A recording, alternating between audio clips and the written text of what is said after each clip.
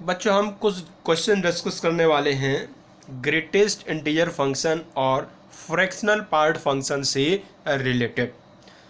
काफ़ी हमें सीख चुके थे फंक्शन वाले चैप्टर में, लेकिन एक्चुअली फंक्शन बिल्कुल नया चैप्टर था और इसमें ग्रेटेस्ट इंटीजर फंक्शन और फ्रैक्शनल पार्ट फंक्शन बिल्कुल आपने पहली बार सुने थे।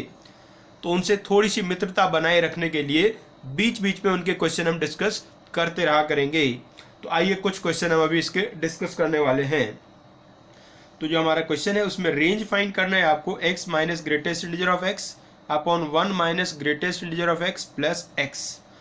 तो क्वेश्चन सॉल्व करने से पहले तो एक ये बात लिख लीजिए, जैसा कि हम बच्चों जानते हैं जो कोई भी नंबर होता है उसका एक इंटीग्रल पार्ट होता है और एक उसका फ्रैक्शनल पार्ट होता है। मतलब greatest integer of x plus fractional part of x equals to x होता है। तो यहाँ से जो फ्रैक्शनल पार्ट ऑफ x का वैल्यू होगा वो एक्चुअली में x minus greatest integer of x होगा। और बच्चों हम जानते हैं जो फ्रैक्शनल पार्ट ऑफ x का वैल्यू होता है वो 0 से 1 होता है। इन कंसेप्ट का यूज करना है तो ये क्वेश्चन आपसे बन जाने वाला है बच्चों। आइए देखिए करते हैं।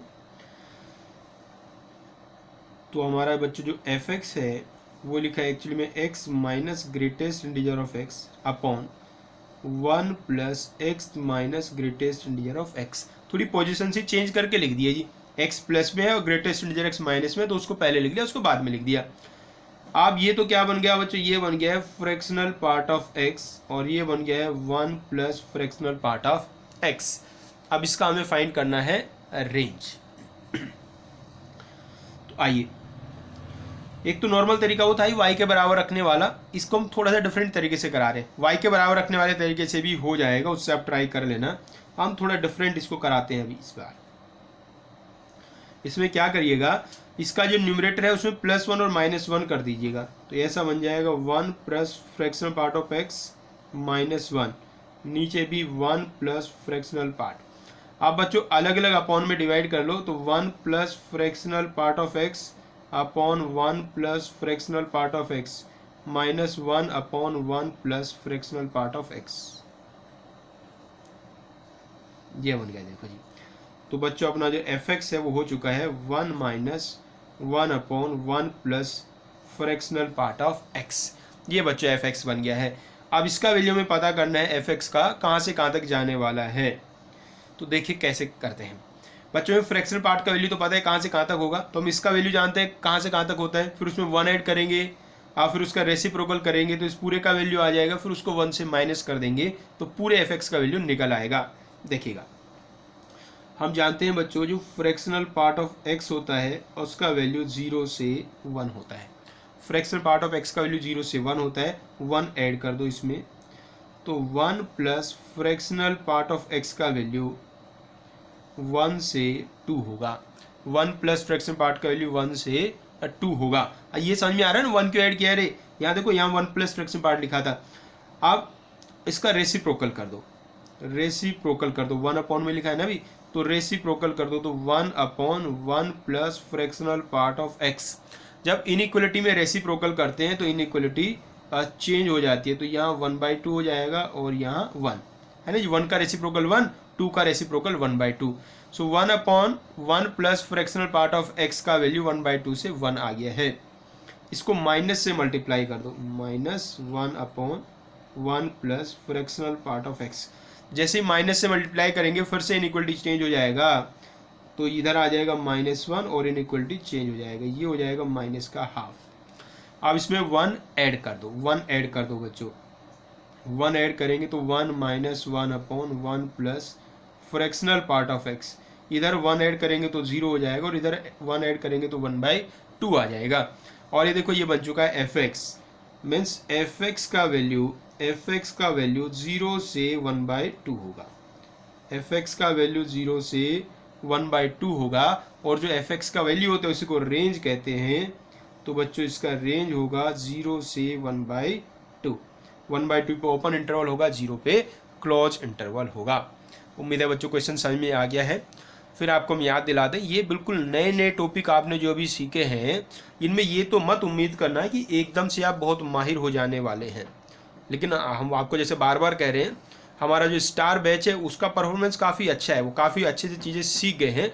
नॉर्मली बच्चे इतने जल्दी सीख नहीं पाते हैं, लेकिन हम चाहते हैं कि आप इसको बहुत अच्छे से सीख जाएं, ठीक है ना। इसलिए बीच बीच में आपको कुछ क्वेश्चन हम कराते रहेंगे, जिससे कि जो आपने सीखा है, वो प्रॉपर्टीज़ हैं, वो तरीके हैं, वो भूल ना पाए।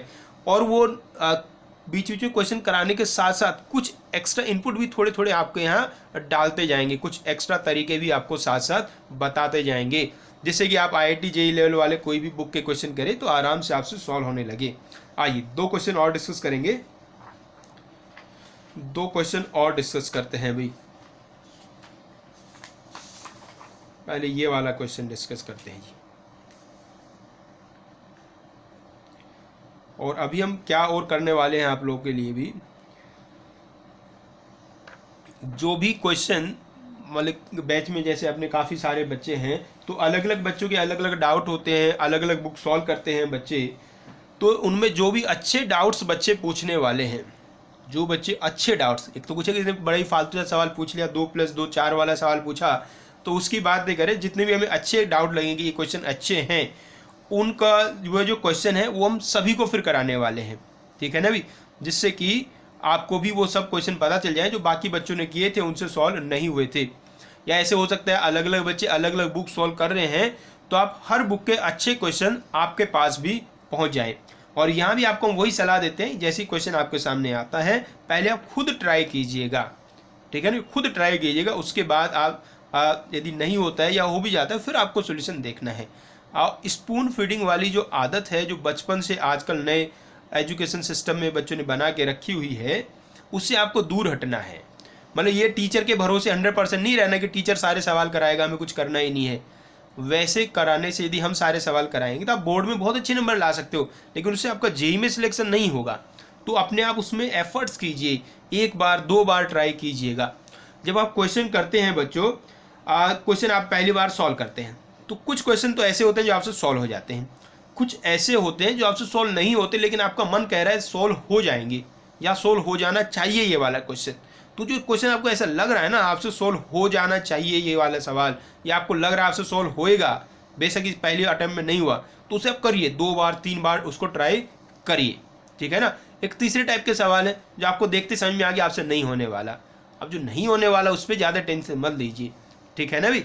उसे तो आप यदि समझ में आ गया, कुछ समझ ही नहीं आ रहा क्या करना है, तो आप डायरेक्ट हमें ट्रांसफ़र कर दीजिए, टेंशन मत दीजिएगा। लेकिन जिस क्वेश्चन में आपको लग रहा है कि हाँ ये मुझसे होना चाहिए, हो सकता है, तो उसे कई बार ट्राई कीजिएगा, ठीक है ना बच्चों।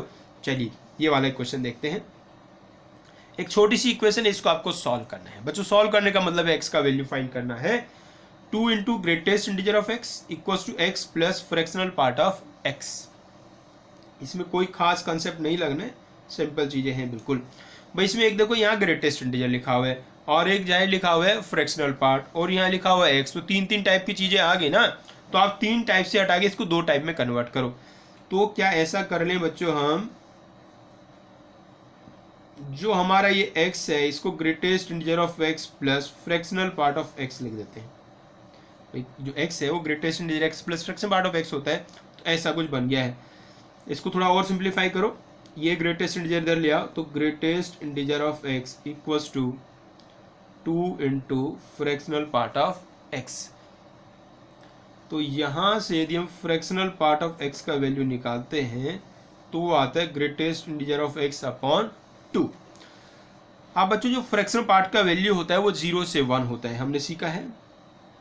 हम जानते हैं बच्चों फ्रैक्शनल पार्ट x का वैल्यू 0 से 1 होता है, और फ्रैक्शन पार्ट तो किसके इक्वल आ गया है, greatest integer of x upon 2 के इक्वल आ गया है। तो greatest integer of x upon 2 का वैल्यू 0 से 1 होगा। So therefore greatest integer of x का वैल्यू 2 से मल्टीप्लाई कर लीजिए सबको, तो यहाँ 0 हो जाएगा और यहाँ 2 हो जाएगा। तो ग्रेटेस्ट इंटीजर x का वैल्यू 0 से 2 आ गया है। अब बच्चों जो ग्रेटेस्ट इंटीजर होता है उसका वैल्यू तो हमेशा इंटीजर ही आता है। तो अब आप बताइएगा इंटीजर कौन कौन हो सकते हैं। तो एक तो वैल्यू 0 हो सकता है, एक वैल्यू 1 हो सकता है, 2 नहीं हो सकता, 2 पे यहाँ इक्वल टू साइन नहीं लगा हुआ है। सो ग्रेटेस्ट इंटीजर ऑफ x का वैल्यू या तो 0 होगा या तो 2 होगा। 2 वैल्यू बच्चों आ गए। अब ये वाली जो इक्वेशन है, फर्स्ट इक्वेशन, इसका नाम रख दो। आप फर्स्ट इक्वेशन से चलते हैं। तो जब ग्रेटेस्ट इंटीजर ऑफ एक्स का वैल्यू 0 है तो बच्चों फ्रैक्शनल पार्ट ऑफ एक्स का वैल्यू कितना हुआ, यहाँ रख के देखो, ग्रेटेस्ट इंटीजर को 0 रख दो तो फ्रैक्शन पार्ट का वैल्यू भी 0 आ गया है। ग्रेटेस्ट इंटीजर भी 0 है, फ्रैक्शन पार्ट भी 0 है, इसका मतलब एक्स का वैल्यू कितना है, 0 है। अरे भाई जो एक्स होता है वो इन दोनों का सम ही तो होता है ना, तो ये दोनों 0 है तो एक्स का वैल्यू भी 0 है। फिर आप लीजिएगा ग्रेटेस्ट इंटीजर एक्स को 1 ले लेते हैं, ग्रेटेस्ट इंटीजर एक्स को 1 ले लो तो यहाँ से फ्रैक्शनल पार्ट ऑफ एक्स का वैल्यू 1/2 आ गया है। तो एक्स का वैल्यू क्या होगा, एक्स इन दोनों का सम होता है तो 1 + 1/2 आ गया 3/2। ये बच्चों वैल्यू आगे है। तो ये इक्वेशन अपनी सॉल्व हो गई है बच्चों। एक और क्वेश्चन है वो भी डिस्कस कर देते हैं आपके साथ।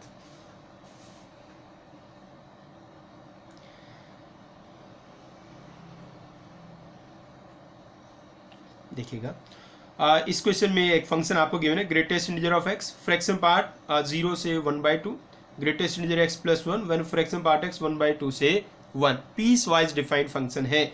आपको प्रूव करना है f of -x = -fx। इस सवाल में जो फॉर्मूले यूज होने हैं बच्चों वो कुछ ऐसे वाले होंगे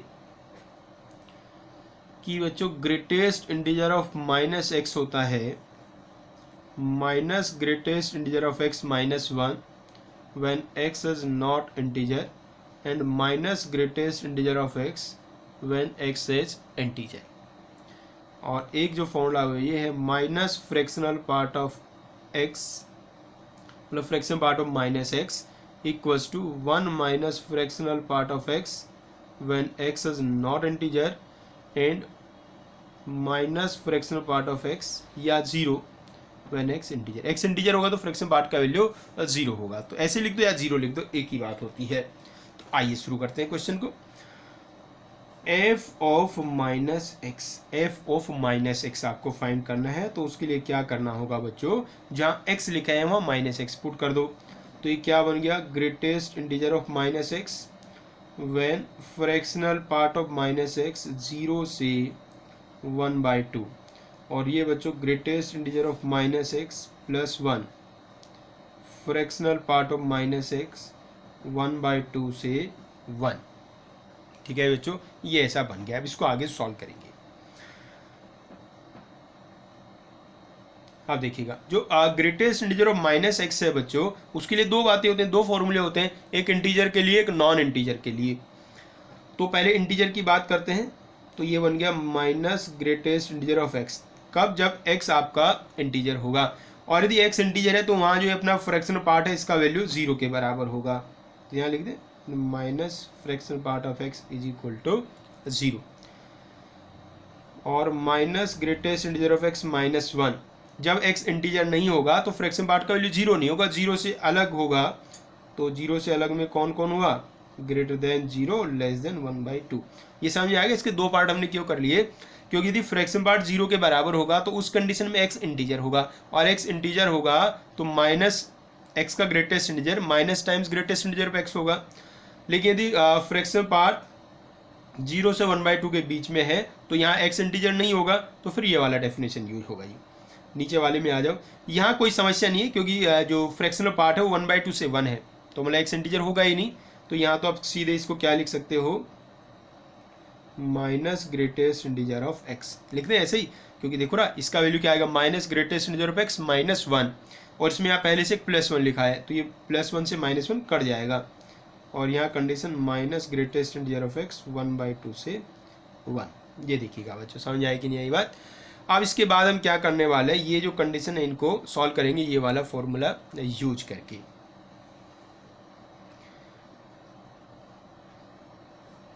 इनमें तो कुछ बहुत ज़्यादा कैलकुलेशन की ज़रूरत अभी बची है नहीं बच्चों।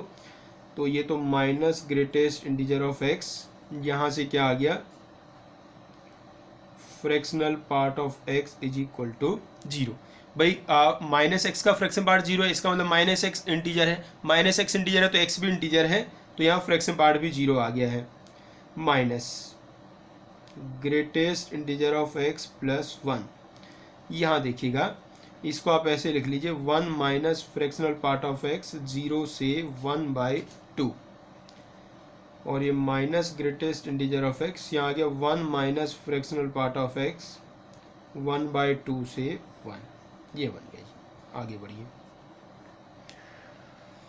अब ये जो छोटी छोटी कंडीशन है इनको आप सॉल्व कर डालिएगा। अभी पहला वाला तो ऐसे लिख दो, पहले वाला तो बेचारा आसान सा ही है। ये कंडीशंस को बाकी को सॉल्व करते हैं। तो इसमें आप देखिएगा 1 माइनस फ्रैक्शन पार्ट का जो वैल्यू है 0 से 1/2 है, तो यहाँ से आप फ्रैक्शन पार्ट x का वैल्यू निकाल लो, बड़े आराम से निकाल सकते हैं। आप थोड़ा अलग से सॉल्व भी कर लेना चाहिए। पहले सबसे 1 माइनस कर दो, 1 माइनस करोगे यहाँ -1 आएगा और यहाँ 1/2 आएगा माइनस का। फिर माइनस से मल्टीप्लाई कर दोगे तो यहाँ प्लस का 1/2 हो जाएगा और यहाँ प्लस का 1 हो जाएगा। तो जो फ्रैक्शनल पार्ट ऑफ x का वैल्यू इससे आएगा वो आ जाएगा 1/2 से 1, और यहाँ रहेगा minus times greatest integer of x plus 1। इसमें आप देखिएगा, इसमें बिल्कुल वैसे सोल्व करेंगे, पहले 1 माइनस करेंगे तो यहाँ -1/2 और यहाँ 0 आ जाएगा। फिर माइनस से मल्टीप्लाई करेंगे तो यहाँ +1/2 हो जाएगा और यहाँ 0 हो जाएगा। तो इससे वैल्यू आ जाने वाला है 0 से 1/2, और ये आ गया minus times greatest integer of x। और देखो बातें, आप बच्चों ये देखोगा यहाँ minus greatest integer of x है, यहाँ माइनस का ग्रेटेस्ट इंटीजर ऑफ x है, तो ये दोनों जो केस हैं ये एक साथ ही लिख दे, वो 0 वाला भी इसके साथ ही मिला लो। तो देखो क्या बन गया है बच्चों, minus greatest integer of x when fractional part of x greater than equal to 0 less than 1/2। समझ में आया दोनों कैसे मिला लिया जी, दोनों पे वैल्यू सेम ही आ रहा था तो इक्वल टू 0 वाला भी इसके साथ ही मिला लिया, इक्वल टू साइन लगा के। दूसरा देखो minus times greatest integer of x plus 1, और इसका कंडीशन है फ्रैक्शनल पार्ट ऑफ x 1/2 से 1। ये बच्चों वैल्यू आ गया है। अब एक नज़र से इसको देखिए और दूसरी नज़र से आप fx को देखिए। वापस देखते चलो, ये रहा fx हमारे पास, ये रहा देखिएगा हमारा fx। तो इसमें ऊपर ग्रेटेस्ट इंटीजर x, नीचे है ग्रेटेस्ट इंटीजर x प्लस 1। अब ये जो हमारा निकाला है f ऑफ माइनस एक्स, ये f ऑफ माइनस एक्स हमने जो निकाला है, इसमें ऊपर minus greatest integer of x है, या minus times greatest integer of x plus 1 है। मतलब किससे मल्टीप्लाई हो गया है, माइनस से मल्टीप्लाई हो गया है। तो इसको हम क्या कह सकते हैं, इसको हम कह सकते हैं माइनस fx। यही प्रूव करना था। उम्मीद है बच्चों क्वेश्चन आपने समझ लिया है। जब आगे हम ये वाला चैप्टर और पढ़ेंगे जब 12th में हम लोग आ जाएंगे, तो उसमें जो ऐसा फंक्शन होता है इसमें f of minus x equals to minus fx होता है, उसको ओड फंक्शन कहते हैं, ओड फंक्शन। ठीक है भी बच्चों, तो ये कुछ क्वेश्चन हमने आज ट्राई कर लिए हैं। तो ऐसे हम धीरे धीरे क्वेश्चन करते रहेंगे, साथ साथ चलते रहेंगे। आपको कोई भी डाउट आए तुरंत पूछ लिया करो, बिल्कुल घबराना नहीं है, डरना नहीं है। ठीक है भी, आप ये मान के चलो आपको जो पढ़ाई करनी है वो JEE लेवल की करनी है। ठीक है, शुरू में थोड़ी थोड़ी समस्याएं आएंगी, उन समस्याओं से डरना नहीं है। उन जो भी प्रॉब्लम्स आपको आती है उनको शेयर करो, और क्वेश्चन को आज से ही सॉल्व करने में 3 कैटेगरी उनकी बना के चलो। एक वो कैटेगरी है जो आपसे पहली बार में सॉल्व हो जाते हैं, वो फालतू सवाल होते हैं, उनसे जीवन में कोई फ़ायदा नहीं मिलता। दूसरे वो सवाल है जो आपसे सॉल्व कर रहे हैं, आपसे सॉल्व नहीं हो रहे हैं लेकिन लग रहा है सॉल्व हो जाएंगे, तो कोशिश करो उनको अपने आप ही आप सॉल्व करो, 2 बार 3 बार ट्राई करके। एक बार आप जो अपनी थ्योरी है उसको मान लो सवाल आपको लग रहा है सॉल्व हो जाएगा आपसे, लेकिन सॉल्व नहीं हुआ, तो आप क्या करें, वो जिस कंसेप्ट से रिलेटेड है वो कंसेप्ट एक बार फिर से जाके देखो। अपना जो आपने लेक्चर्स देखे उनमें कि कौन सा कंसेप्ट था, उसमें क्या क्या कंसेप्ट थे। हो सकता है थोड़ा बहुत कंसेप्ट इधर उधर मिस हो रहा हो, तो कंसेप्ट वापस से रिवाइज करके फिर दोबारा ट्राई करने की कोशिश करो, 2-3 बार उसको ट्राई करो। और जो क्वेश्चन आपको लग रहा है बिल्कुल नहीं सॉल्व होने वाला है, कुछ नहीं उसमें समझ आ रहा है, उसमें ज़्यादा दिमाग खराब मत करो, उसको हमारे पास भेजो। ठीक है ना, फिर हम सब लोगों के साथ उनको शेयर करेंगे, डिस्कस करेंगे। चलो बच्चों, मिलते हैं फिर।